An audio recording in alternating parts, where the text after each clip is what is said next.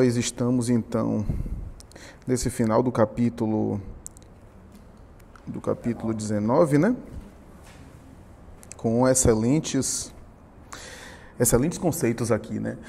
É interessante, e aí que eu gosto, né? Eu acho que isso é ideal, né? Essa leitura breve, porque dá tempo de a gente discutir e poder explorar, né? Eu faço a minha consideração aqui inicial e dá tempo de... certamente vai dar tempo de todos poderem contribuir e colaborar, né? Porque temos tempo suficiente, não tivemos uma leitura tão extensa, né? E aqui nesse final desse capítulo, a gente tem mais um quadro, né? Mais um caso de desencarnação, né? Um exemplo, inclusive, né? De uma pessoa que foi me parece que foi uma atuante, inclusive, no movimento espírita. Eu comentei isso numa outra reunião aqui, que eu fiz uma chamada de vídeo rápido por intermédio do celular de Suzana. Eu já vi Divaldo em uma palestra, proferindo uma palestra e comentando sobre esse caso de Obreiros da Vida Eterna, dizendo que ele conheceu pessoalmente essa personagem, que ela está sob um pseudônimo, né? Mas ele não deu muitas informações, não se referiu a quem era, né? Não disse quem era, mas disse que era uma pessoa que era muito dedicada, né, à atuação do Evangelho, né, na causa espírita, inclusive que tinha um lar de crianças, né? Ele comentou que ele conheceu, inclusive, o lar de crianças. Estamos aqui diante de alguém que possivelmente, aqui pensando aqui, claro, a grosso modo, a gente não tem certeza, né? A gente pensa que se realmente aquelas datas que eu mencionei, André Luiz desencarnando em 1931, né? 8 anos no umbral, 1939 explode a Segunda Guerra Mundial, que ele menciona em Nosso Lar, né? E aqui está um pouco depois, pensemos aí década de 40 ou 50, é provável, Divaldo já estava em atuação doutrinária, né? Divaldo é de 1927, né? Desde o começo da década de 40, né? Principalmente em 1945, né? Ele já estava em atuação doutrinária, muito jovem, mas em atuação doutrinária, né? Mas, enfim, a gente tem aqui um caso, a gente vem examinando, né? Desde o caso de Cavalcante, a gente tem observado quadros de desencarnação com aspectos os mais diferentes. Eu gosto muito dessa obra, né, porque fala sobre desencarnação, fala sobre o processo de liberação da matéria, esmiuçando. Eu não consigo ver dissonância nenhuma desses conceitos com a obra kardeciana, especialmente aquele conceito do passamento do céu e inferno e o conceito de perturbação espírita ou perturbação espiritual que Allan Kardec menciona, né, aquela perturbação espiritual que o indivíduo passa, né, o termo perturbação não deve ser, né, entendido a rigor literalmente, não, porque não é necessariamente uma perturbação que o espírito vivencia.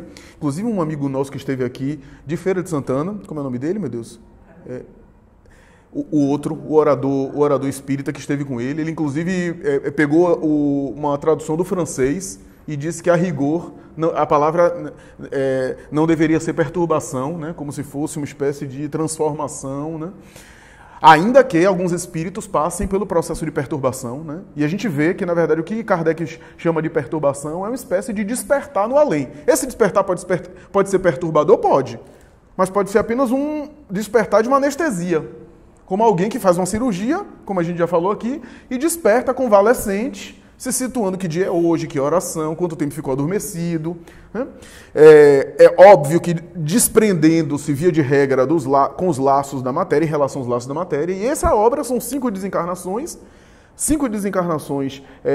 felizes, genericamente falando, felizes, ainda que algumas tiveram algumas dificuldades, mas para a média da população da Terra está acima da média, né? Porque foram pessoas vitoriosas, que fizeram bem, que conseguiram superar alguns limites, né? Que se dedicaram a alguma causa, que foram pessoas que de alguma sorte foram evangelizadas, ainda que uma ou outra, né, teve algum apego à matéria, apego aos familiares, mas via de regra, se a gente examinar grosso modo a grande população da Terra, aí está em cima, esses 5 casos estão acima da média, são desencarnações felizes, né? E esse caso de Adelaide parece coroar, né, porque estamos diante de alguém que tem um completo domínio sobre si mesmo, né, em termos, não é uma pessoa santificada, é claro, não é uma pessoa santificada que eu digo, não é um espírito puro, é claro que é uma entidade ainda em evolução, né? Mas é um espírito que conseguiu vencer, não apenas no sentido externo das ações do bem, mas no sentido do domínio de si mesmo, né, que faltou em alguns casos que a gente examinou. Então ela tinha as duas coisas, né? Ou seja, a ação do bem também melhorou ela e ela se iluminou com isso, né? Nem a busca de uma iluminação interior apenas no sentido negativo da cultura oriental, ou seja, a meditação e o isolamento, nem o ativismo social exterior sem a preocupação com o mundo interno, né? As duas coisas, e o trabalho do bem melhorando o mundo interior dela, né? A ponto dela ter um certo domínio psíquico, né? Inclusive no que diz respeito à emancipação parcial do corpo, né? O desprendimento da matéria, e a ponto de ter, inclusive, autonomia para operacionalizar o processo desencarnatório dela, que isso é o que coroou o capítulo aí, o que culminou no capítulo, explicando um pouco sobre isso, né? Para o espanto de André Luiz, que não tinha ideia, pelo menos é assim que ele escreve, sobre isso.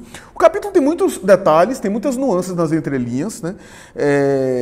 Algumas delas são reflexões para a gente, porque André Luiz aproveita alguns diálogos e algumas coisas assim para ir passando lições evangélicas para a gente, né? Então, quando ele diz assim: não somos infensos às manifestações de carinho, a saudade e o reconhecimento caminham juntos. Todavia, no âmbito das relações amistosas, toda imprudência resulta em desastre. Está falando das relações afetivas nossas, das relações, não é só do plano espiritual não, daqui da Terra mesmo. Todavia, no âmbito das relações amistosas, toda imprudência resulta em desastre. Que seria de nós se Jesus permanecesse em continuado convívio com as nossas organizações e necessidades? Não passaríamos, talvez, de maravilhosas flores de estufa sem vida essencial. Parêntese.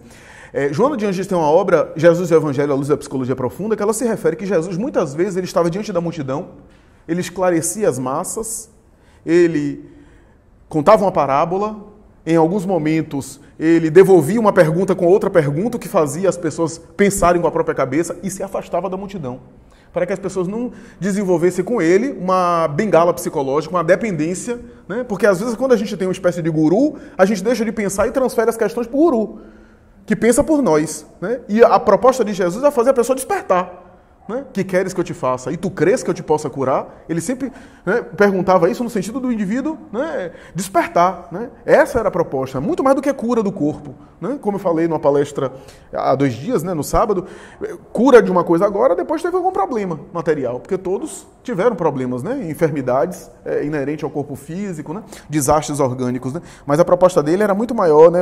Era uma cura interior, né? E aí a própria Adelaide, né, que está comentando isso, né? Cadê, meu Deus?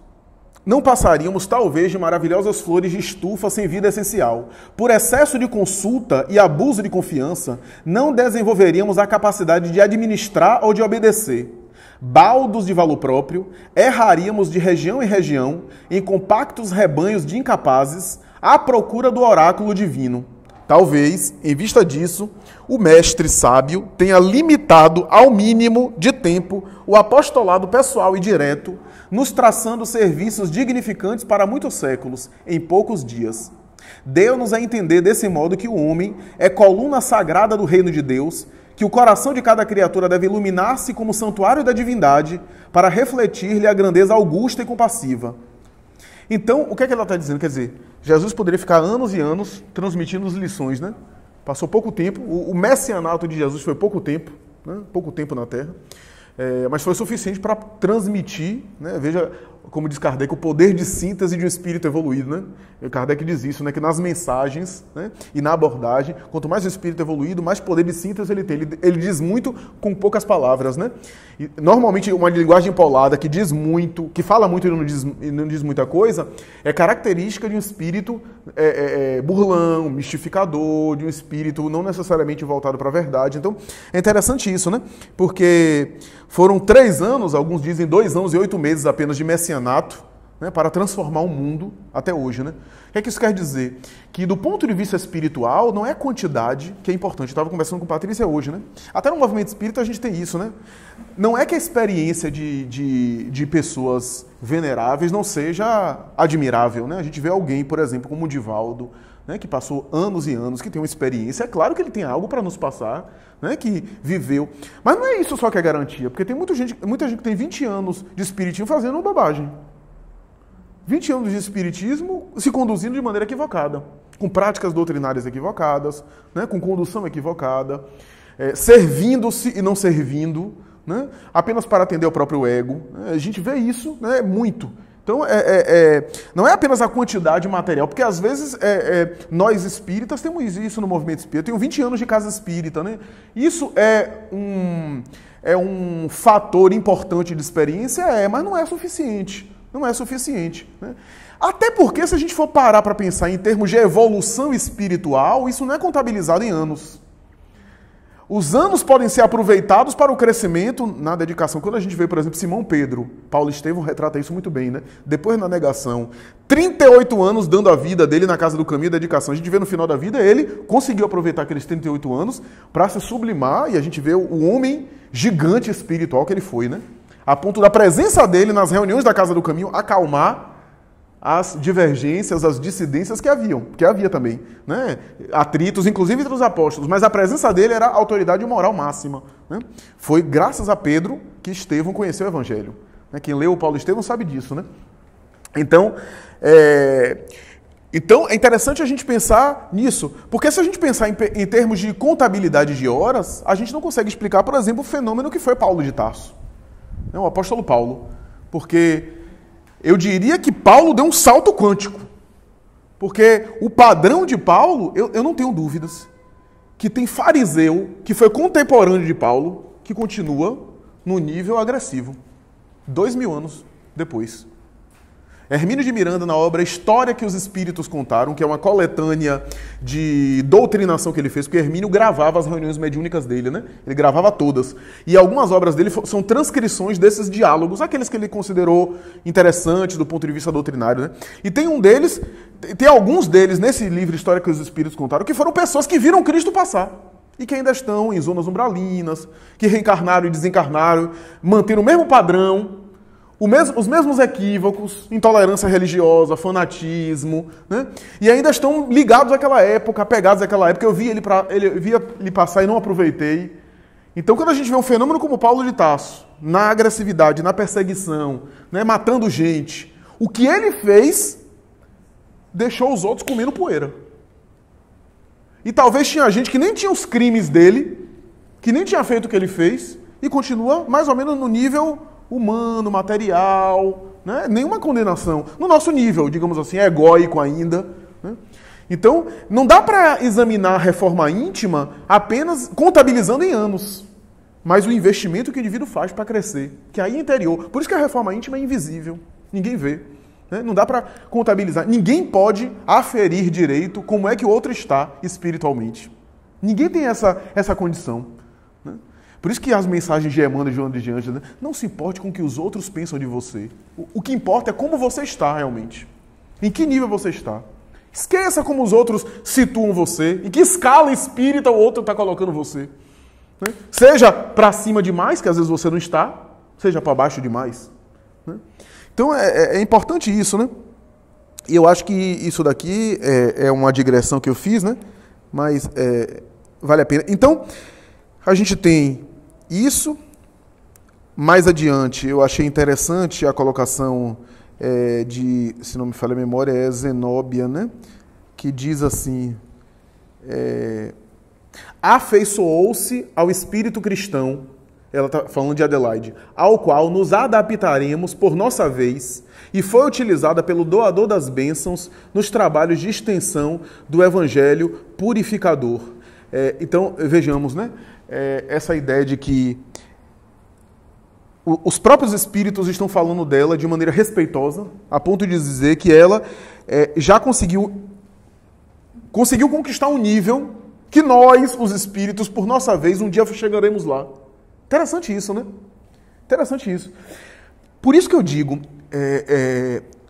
Chico Xavier, ele costumava colocar... Sabe aquelas coisas caricaturadas que Chico Xavier dizia, né? Que a Emmanuel aparecia a ele. Tá com o olho doendo, tá com o olho cego, tem outro olho. É uma beleza, é uma vantagem ter dois olhos, é luxo demais, né? Tá com medo de morrer no avião, morra com a educação. Essas coisas que ele colocava, eu acredito pessoalmente que era a forma mineira e jocosa que Chico tinha de colocar as coisas se diminuindo e colocando Emmanuel aumentando. Porque em alguns outros momentos, inclusive relatado por Clóvis Tavares, que era muito próximo a ele, e outras pessoas, a gente vê uma relação muito horizontal entre ele e Emmanuel. Muito horizontal. Emmanuel, claro que era um instrutor espiritual, era um pai. Aliás, era um pai com uma filha, né? Uma filha de antigamente. Né? Ele tinha um temperamento mais austero, Emmanuel, com relação a Chico, que era mais sentimental, era mais amoroso. Mas em muitas ocasiões a gente vê uma relação horizontal, de carinho, de ternura, de suporte. O que Chico passou do ponto de vista da encarnação, eu não consigo, é isso, né? A gente não consegue avaliar direito, né? Mas eu não consigo colocar abaixo de Padre Manuel da Nóbrega, que foi uma das encarnações vitoriosas de Emmanuel. Né? Então, ele passou por coisas desafiantes, e Emmanuel sabia disso, né? Sustentava ele, né? Então, é interessante a gente pensar nisso, porque em alguns momentos a gente vê os próprios espíritos se dirigindo a Chico com um respeito muito grande, por conta das conquistas dele, né, ao longo dos tempos, mas ele procurava se diminuir ao máximo para que os espíritos ficassem em destaque, em visibilidade. Ele tinha essa intenção, né, e essa sabedoria, né?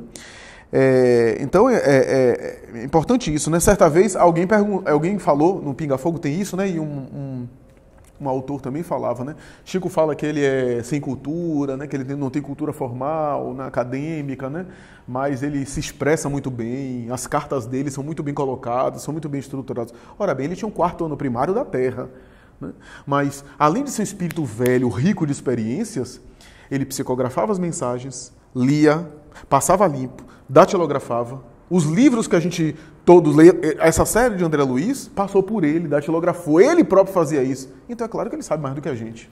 Que ele tinha noção mais do que a gente. Aí quando a gente vê ele no Pinga Fogo, perguntado por Herculano Pires, o que você acha de Mecanismo da Mediunidade e Evolução em Dois Mundos? Né, as duas obras de maior fôlego da coleção de André Luiz, são vazadas em uma linguagem totalmente inacessível para mim, porque tem um conteúdo técnico que são totalmente alheias à minha capacidade. Era a forma dele, né, de se excusar, né, porque realmente Mecanismo da Mediunidade e Evolução em Dois Mundos são obras de fôlego, mas eu duvido muito que ele não tinha nenhum tipo de conhecimento, não tinha noção, porque passava pela filtragem mediúnica, né, por seu intermédio. Né? Então ele procurava se apagar ao máximo possível, que também é uma forma de proteção. Shelley já era tão assediado e tão perturbado por encarnados e por desencarnados, a gente gosta de fama e gosta de visibilidade, né? Ele procurava fugir ao máximo disso. Quanto mais a gente se torna visível, mais a gente está sujeito às várias perturbações, né? Às várias situações expostas de mentes sobre nós, né? Das mentes sobre nós. Então, vejamos aqui quando André Luiz diz: Adelaide, ao retornar à matéria, respira radiante. Entretanto, pelo soberano júbilo daquela hora, ganhou tamanha energia no corpo perispiritual que o regresso às células de carne foi complicado e doloroso. Súbito mal-estar invadiu-a ao entrar em contato com os depauperados centros físicos. E aí há o esclarecimento, né, de Zenóbia, quando diz... extinguiram-se as correntes mentais de retenção que se mantinham pelo entendimento fraterno da comunidade reconhecida. Privou-se o corpo carnal do permanente socorro magnético ao qual o afluxo dessas correntes alimentava, atenuando-lhe a resistência e precipitando a queda do tono vital. Além disso, o contentamento desta hora robusteceu-lhe sobremaneira os centros perispirituais. Impossível dessa forma evitar a sensação angustiosa no contato com os órgãos doentios. Em outras palavras, à medida que ela ia se vitalizando espiritualmente e vitalizando os centros perispirituais, cortando de alguma forma, vou utilizar uma expressão da área, inclusive de Patrícia, da eletricidade, né, que mantinha em contato, a corrente elétrica, entre aspas, em contato com o campo físico que alimentava as células físicas, ela ia enchendo-se de vivacidade no mundo espiritual e depauperando ainda mais no campo físico.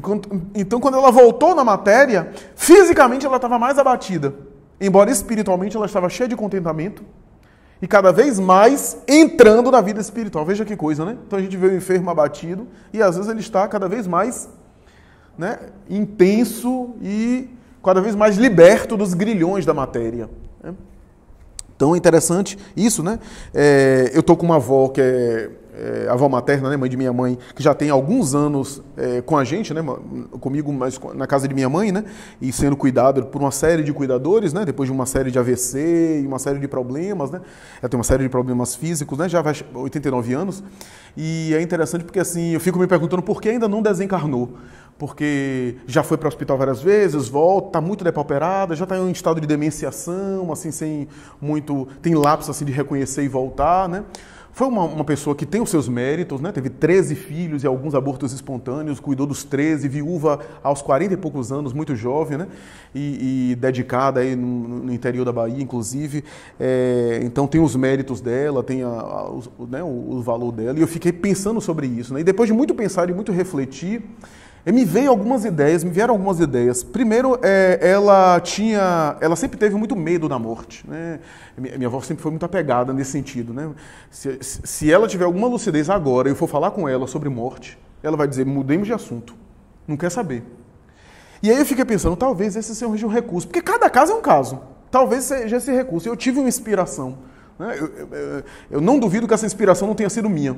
A ideia que me veio foi a seguinte, se ela desencarnasse de uma maneira violenta, talvez ela ficaria na atmosfera doméstica, sem aceitar o processo, como acontece com muitos casos. Então o processo de adoecimento, de dores físicas, né, em alguns momentos ela geme à noite, a cuidadora pega ela dá alguns gritos, né? Me parece que a demenciação também deixa alguma sensibilidade, então às vezes a pessoa não está machucando, ela não está fazendo nada, às vezes no banho, inclusive, ela dá gritos, né? Talvez esse processo vai fazendo, depauperando ela, vai fazendo com que ela deseje ir. O processo da enfermidade lenta. O indivíduo vai mentalmente se libertando, né? Não é o caso de Adelaide. Adelaide está em outro patamar, né? Tá em outro processo, né? Então, interessante a gente pensar nisso, né? E só por fim, eu achei interessante a colocação de André Luiz quando ele chama o laço do cordão prateado de apêndice prateado, né? Ele faz uma alusão ao apêndice, né? Ou seja, o órgão vestigial, um órgão vestigial, né? Segundo alguns autores, né? Que seria o último, que seria aí desatado, né? Deslindado pelos benfeitores espirituais. E a ideia, eu achei, claro, a explicação, um dos momentos máximos desse capítulo, a explicação de Zenóbia sobre a questão da desencarnação que pode ser operada de maneira autônoma pelo próprio ser espiritual, a depender da sua autonomia e assim por diante, né? Então a gente pensa também nos outros casos extremos, né, dos espíritos que não conseguem ter ajuda porque não estão em condição de ter ajuda e não têm também autonomia para operar a desencarnação de maneira própria. E aí a gente vê aqueles casos, né, de prisão ao cadáver, né, as sensações, né, que são descritas na literatura, né, da decomposição material, dos vínculos com os despojos, ou a sensação de não saber que desencarnou como se estivesse vivendo num sonho, né, sem acreditar. Então, tem também esse outro extremo, né, e a gente vê essa outra realidade aí, que é uma das desencarnações aí mais bem colocadas aí no Obreiros da Vida Eterna, de maior sucesso talvez do livro, né, que é esse caso, não apenas de ela ter a proteção, ter o apoio dos espíritos, mas ela própria poder operar ou contribuir nesse desligamento, né? Então, vamos começar em relação ao primeiro item, né? Eu não me recordo o contexto dos centros físicos, exatamente, porque aqui eu acho que é mais uma questão do texto, né? Ele está se referindo aos centros físicos. Você até me facilitou. Tomava-os e abandonava-os, ele está se referindo aos centros físicos. É como se dissesse, tomava o corpo e abandonava o corpo. Mas como ele se referiu aos centros físicos no plural, então a André Luiz é uma questão só de estrutura fraseológica, né? Ele coloca tomava-os e abandonava-os, se referindo aos centros físicos. Mas pode ser no singular também, né? Se referindo a corpo, no singular. O que realmente dificultou foi a palavra de Zenóbia, foi a conscientização dos amigos. O que foi que... Eu acho que tem um conjunto, né? Ela tinha condição de desencarnar. Eu acredito que se, por exemplo... Porque tem duas coisas aí. Tem o processo desencarnatório dela, de uma maneira suave, e tem a realidade material. Se por acaso acontecesse, Raimundo, de ocorrer um rompimento da vida física de maneira abrupta, por exemplo, um infarto enquanto estava dormindo, um aneurisma cerebral, né, um acidente vascular cerebral, alguma coisa que resultasse em uma morte física, Adelaide tinha recursos e tinha reservas para conseguir vivenciar esse processo de desencarnação mais de inopino, mais súbito, a ponto de responder bem e reagir bem.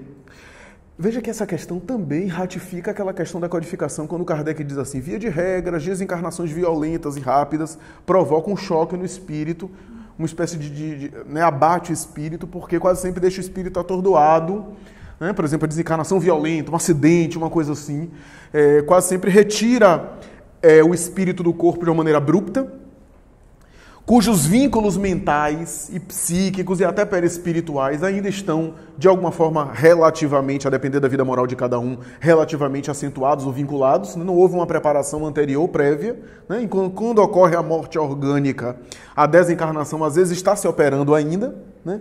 Mas no caso de Adelaide, eu concordo que haveria condição, ainda que ela fosse afetada em alguma circunstância, ainda que houvesse algum tipo de repercussão. O que está ocorrendo, no entanto, é um processo de desencarnação suave, o mais suave possível. Né?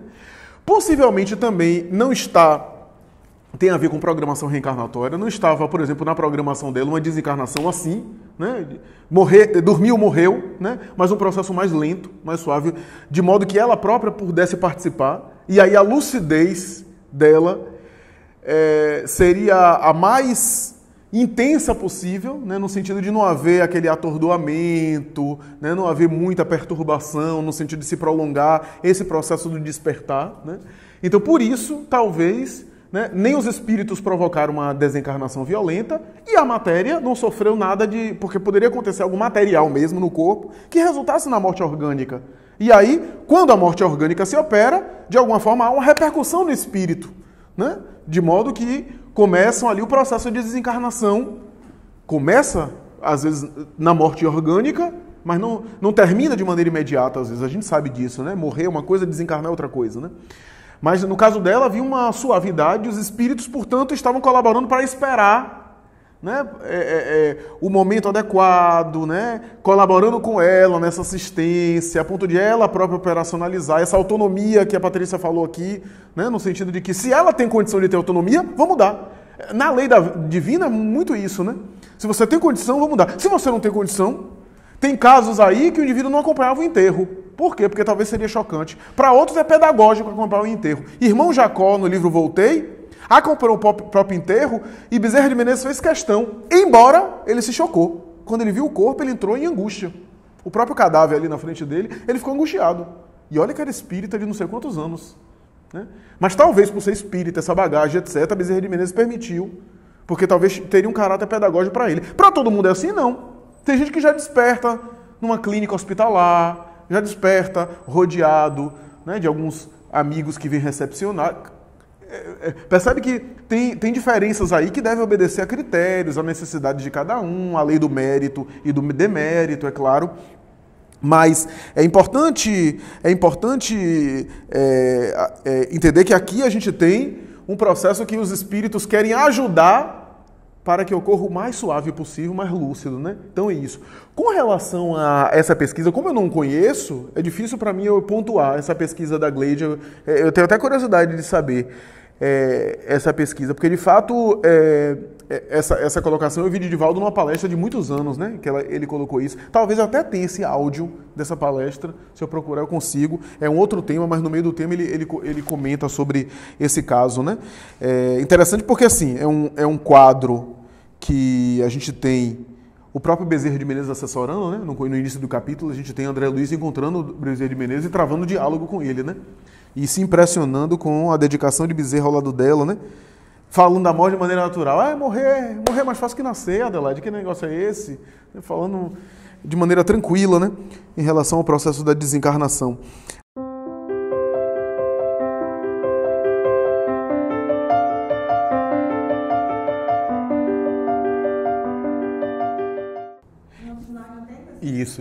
Isso é uma questão interessante que Renita está colocando, né? Porque Claro, tinha o trabalho experimental de Allan Kardec, né, que deve ter sido assessorado por São Luís e pela equipe, né, do tipo, em alguns momentos a gente vê isso, Kardec na Revista Espírita é muito comum, né, Kardec, a evocação que ele fazia não era uma evocação assim de atirar para tudo que é lado para ver se algum espírito vinha. Às vezes ele consultava ao São Luís, é possível evocar fulano de tal, que morreu faz algumas horas, para termos... E claro que, nesse sentido, em alguns momentos os espíritos supriam por conta do objetivo da codificação, né? Mas você tem razão, eles eram levados, ainda que assim, não sei onde é que eu estou, porque era um relato, né? Era um relato importante. O Céu e o Inferno mostra assim, os relatos, né, dos espíritos, né, nos seus variados níveis, né, dá voz aos espíritos, para que os espíritos possam dizer como é que é, para fundamentar a teoria que foi desenvolvida em O Livro dos Espíritos, né? Então é interessante essa colocação de Renilda, né, de que nesse momento a gente vê, por exemplo, alguns espíritos conseguindo comunicar-se, secundado pelas entidades amigas, pelos espíritos amigos da codificação ali, né? Semelhante processo a gente vê Chico vivenciando. Chico relatou isso em uma das obras dele, de que em alguns momentos, por exemplo, filhos que morreram violentamente, que tinham pouco tempo e que se comunicavam pela psicografia, dando mensagem consoladora para a mãe, etc. Pessoas que desencarnaram de maneira trágica, às vezes alguns que optaram pelo suicídio e que, em tese, a rigor, não teria condição de se comunicar de maneira tão autônoma assim. E aí Chico diz assim que muitas vezes Bezerra de Menezes, ou Emmanuel, supria a entidade, ou seja, a entidade era levada por esses espíritos bons, né, por essas entidades amigas, né? Bezerra de Menezes ficava por detrás como assessorando e conduzindo o pensamento da entidade. A entidade dava comunicação, mas Bezerra estava controlando mentalmente ela, estava monitorando-a, digamos assim. Por que tinha que dar a comunicação? Para ter o estilo dela, para que o parente pudesse reconhecer e, ao mesmo tempo, assessorado. Tem uma comunicação dessas aí que o próprio espírito diz isso à mãe, né? Eu não posso mais, eu tenho que repousar um pouco. Bezerra de Menezes estava me assessorando aqui, estava me conduzindo o meu pensamento para que fosse de maneira clara, mas agora eu preciso repousar, preciso dormir, né? Dizia isso para a mãezinha que estava devastada, né?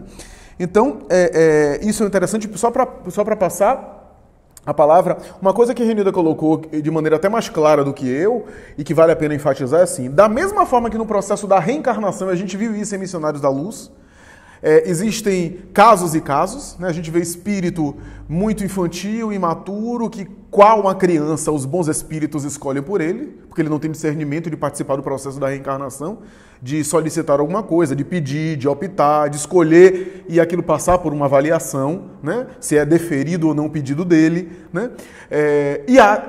Mas assim, ter o mérito como Segismundo de participar do processo reencarnatório, de ter toda aquela cobertura, porque Segismundo já é um caso, né, que havia uma certa assistência, ele tinha certos méritos, né, mas ainda assim com dificuldades, com angústia, né? Esse caso de ser assessorado pela equipe espiritual, né, no processo da reencarnação, não é o último nível, porque tem níveis que o indivíduo participativamente do processo reencarnatório, como acontece na desencarnação. Da mesma forma que ser assessorado pela desencarnação é um nível, mas participar do processo da desencarnação é outro nível, né?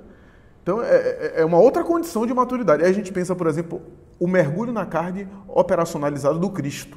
Como é que... A gente não tem ideia. A gente tem informações aqui e acolá, um autor diz alguma coisa, né? Aproximação na atmosfera da Terra, né? A reunião de espíritos angélicos para a preparação dele, do mergulho dele na carne. Mas a gente não tem ideia dos detalhes como isso ocorreu, porque o próprio Emmanuel diz assim, até onde eu saiba, ou seja, tem coisa que ele não sabe. Tem coisa que ele não teve acesso. Ele diz isso lá em A Caminho da Luz, né? Então a gente tem isso, né? Raul Teixeira certa vez comentou em uma palestra que os espíritos disseram a ele que quando Moisés recebeu o decálogo, Jesus decidiu se aproximar mais da atmosfera terrestre para preparar o seu mergulho na carne. Quando Moisés recebeu o decálogo, era 1000 anos antes dele encarnar. 1000 anos antes.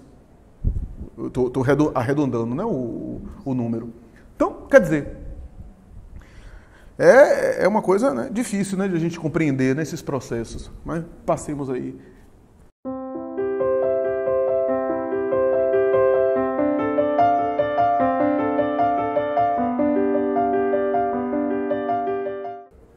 Mas tem esse aspecto mesmo, né? É bem lembrado. Não foi comentado, não foi comentado. Tem esse aspecto mesmo, né? Da influência mental daqueles que eram gratos a ela, né? Não era... É diferente do processo do Cavalcante, foi Cavalcante? Não. Do apego familiar, né? E toda aquela confusão que os bons espíritos tiveram. Dimas, foi isso, Dimas. Para, de alguma forma, desviar a mente dos familiares e de alguma sorte, tinha também a responsabilidade dele, porque ele também alimentou esse apego familiar, ele não trabalhou a família nesse sentido da evangelização, né? Então ele sofria. Eu até comentei aqui que Beth Balata, quando comentou sobre uma personalidade conhecida aí da mídia, né? Que costumava, quando alguém morre da família, ele faz um churrasco regado a bebida e aos excessos para homenagear o morto. Só que ele vai desencarnar também, a família vai fazer isso com ele. Quero ver como é que ele vai ficar. Né? Porque é a lei da vida, né? Então, é interessante isso porque esse aspecto também é um aspecto ainda um pouco conhecido de nós, né? Esses reflexos mentais sobre aqueles que são os nossos no processo da desencarnação. E olha que deve ser uma coisa que a gente ainda não entende totalmente, porque Emmanuel tem uma mensagem no livro Pensamento e Vida, que é uma obra primorosa de Emmanuel. Tem temas, são eixos assim, com temas abrangentes maiores, né? Corpo, filhos, família, né? E tem uma mensagem, eu não sei se é filhos ou é família, é um desses dois capítulos, que ele fala sobre a influência psíquica dos pais em relação aos filhos, né?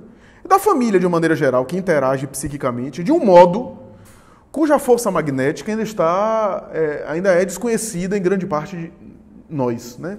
Como se fosse uma espécie de reflexo condicionado, né?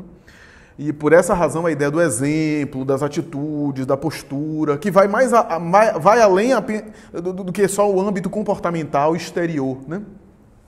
Porque na verdade nós nos influenciamos uns aos outros. Imaginemos, por exemplo, nas relações familiares, naquela convivência mais próxima. Então, e ele faz uma análise belíssima sobre esse processo psíquico, né? Como é que é isso em termos magnéticos, né? Se a gente induz alguém, às vezes, né? Se existem processos hipnóticos, não a hipnose do transe, tá? Mas existem processos de indução que a gente nem se dá conta, seja na propaganda, seja no líder religioso que induz os seus fiéis, em algumas situações até de maneira negativa, né? Manipulando. Né? Imaginemos, por exemplo, no âmbito familiar, como nós exercemos, né? Daí a psicanálise falar sobre a influência poderosa da mãe, da figura materna sobre os filhos. Né? Que ainda que não se dê conta, existe uma influência e a mãe ainda assim fica no inconsciente, né? Aquele tema da psicanálise da mãe, né? Da influência da mãe no inconsciente do indivíduo, né? Que se projeta, ainda que a mãe abandonou, a mãe existe no inconsciente da criatura. Então é interessante a gente pensar nisso e Emmanuel faz essa abordagem sobre essa influência psíquica. Ora, se existe isso do ponto de vista reencarnatório, do ponto de vista educacional, na desencarnação, esses efeitos também se operam, né? E eu acho que tá ainda difícil distante de a gente conhecer totalmente isso, né? Então, em que pese Adelaide ter todos esses méritos e ter direito à proteção e até uma certa blindagem, né? O processo foi suave, mas houve essa movimentação também das energias perispirituais e aí cortar a ponto de aquela corrente de gratidão a ela, mas que de alguma forma havia um desejo embutido de retê-la no corpo físico, não mais ocasionasse nela algum tipo de retenção, né? Que é essa mais ou menos a ideia. Então, bem pontuado, né?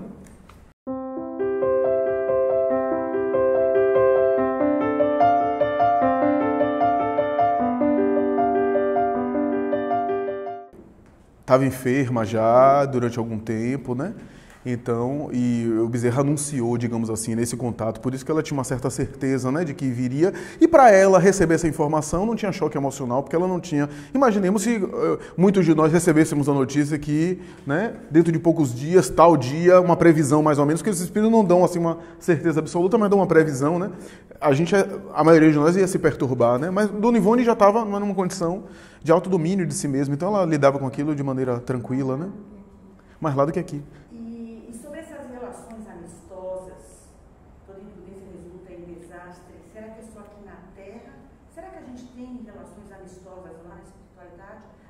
Faz novas relações ou só as daqui que seriam as... Eu diria que aqui, as relações daqui são, digamos assim, um recorte dos vínculos que a gente tem lá. Muitos dos vínculos que a gente tem aqui é materialização de vínculos que já existiam na esfera espiritual. E não estou dizendo com isso que a gente também não desenvolve vínculos novos aqui, verdadeiros e legítimos, que levamos para a esfera espiritual. Mas como o mundo espiritual é um mundo de origem, é a realidade das causas, e esse mundo material é uma xerox imperfeita, é uma cópia imperfeita, aqui é o mundo da matéria mais grosseira, né, do mundo das dimensões mais densas. Né? Então, até porque, Suzana, muitos daqueles que compõem a nossa família espiritual mais densa não reencarnaram. Alguns estão na retaguarda, né, no mundo espiritual, ou na vanguarda, à frente de nós, nos aguardamos. Por isso, essa literatura mediúnica que fala dos amores que a gente deixou, dos afetos que a gente deixou, da saudade que às vezes a gente tem de algo que a gente não consegue explicar, porque às vezes são afetos que ficaram no mundo espiritual nos aguardando, né? Eu me lembro que Emmanuel disse isso para Chico, está num dos livros de Clóvis Tavares, né? Quando apareceu uma das primeiras vezes, em 1931 ou 32, disse assim para Chico: tu estás muito cansado, descansa um pouco. Veja a relação de Emmanuel, por isso que eu estou dizendo que não era assim, tão assim, né? Aquela coisa do general. Não, descansa um pouco.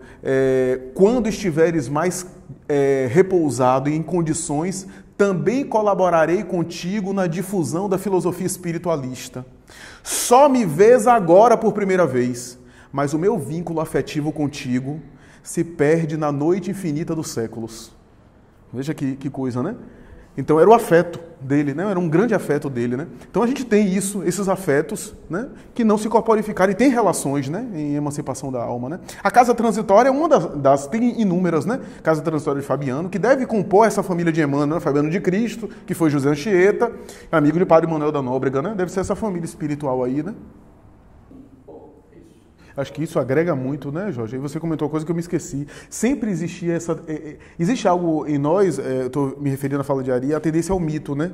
Então, por exemplo, sempre existiu isso. Quando Allan Kardec desencarnou, ficou essa pergunta, o que é que seria do movimento espírita? Depois veio o Leon Denis. Quando Chico Xavier veio a desencarnar, o que é que será do movimento espírita? Sempre há nisso. E sempre existe esse questionamento, né? Na verdade, outros missionários vêm, e a despeito de outros missionários, o que a gente tem de bom para aproveitar desses indivíduos, encarnados ou não, são as obras deles, né? O exemplo deles. Porque o fato não é eles estarem encarnados que eles vão nos salvar, né? Com todo respeito e sem nenhuma crítica aqui, eu vi às vezes caravanas indo para Chico Xavier, como vejo hoje para Divaldo Franco, né? Tudo louvável, porque são merecedores, são indivíduos merecedores disso. Mas em alguns momentos o Chico dava lições assim, lições de sutileza. O povo ia para lá, ele pegava e ia visitar uma favela, o povo ia acompanhar ele na favela. Que era uma forma, né, de ele dar uma lição nesse sentido, né? Não é ficando do lado de Chico, dormindo agarradinho com Chico, que você vai se iluminar, né? Não, eu tenho um pistolão agora no além, eu vou desencarnar. Não, né, na verdade, o que a gente precisa aproveitar é o legado desses indivíduos, né? Chico teve um sobrinho que perdeu uma grande oportunidade, né? Porque depois foi para a imprensa, acusou ele, depois a gente soube que foi subornado, inclusive por uma religião dogmática, de dar uma declaração disso. Eu convivi com ele no charlatão, foi péssimo, Chico ficou muito mal na época, esse indivíduo não suportou mais da época, começou a beber, deu para alcoolismo e mais tarde se suicidou, né? Foi internado no sanatório e se suicidou pela consciência de culpa, né? Pela difamação que ele fez pública, né? Sabendo que não era verdade aquilo que ele estava dizendo, né? Publicamente. Chico foi enxovalhado em uma época, né? Amaury, né? Acho que era Amaury Xavier, né? E era um médium que inicialmente esteve com ele, né? Então, a gente vê que não é o fato de conviver pessoalmente, né, mas aproveitar desse legado, dessa obra, desse exemplo, estando encarnado ou não, né? Então é interessante a gente comentar isso. E só para passar para Elber, tem uma coisa aqui interessante que vale a pena comentar de Suzana, que é essa preparação para a desencarnação. No próprio capítulo 19 tem um momento que Jerônimo diz assim: os que se consagram à preparação do futuro com a vida eterna, por meio de manifestações de espiritualidade superior, instintivamente aprendem todos os dias a morrer para a existência inferior. Morrer para a existência inferior. Ou seja, uma vida dedicada ao bem, não necessariamente santo, mas uma vida dedicada ao bem, uma vida correta. O indivíduo vai se desapegando, vai tendo esse desapego natural, em detrimento de uma vida egoísta, onde o indivíduo se fixa a esse mundo aqui e no momento da desencarnação se perturba, né? Então é mais ou menos essa a ideia, né?